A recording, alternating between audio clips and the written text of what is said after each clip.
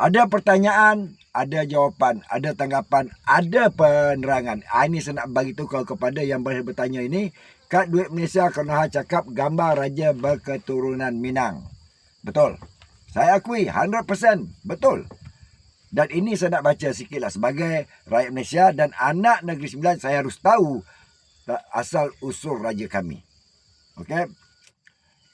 Yang Tuan Besar Negeri Sembilan ketika itu Tuanku Abdul Rahman ibni almarhum Tuanku Mahmad telah dilantik sebagai agung pada 31 Ogos 1957 sehingga 1 April 1960.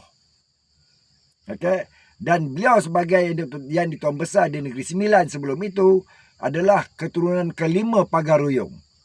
Ini sejarah, kita tidak boleh menafikan. Dan kebanyakan Sultan Johor ke, Sultan Selangor ke, Sultan Perak ke yang Tuan Besar Negeri Sembilan, mereka ini berasal daripada tanah besar Sumatera, bukan Indonesia. Sebab Indonesia wujud pada 17 Agustus 1945. Jadi ini anda harus faham. Okey? Dan inilah wajah yang di-Pertuan Agong kami ketika itu.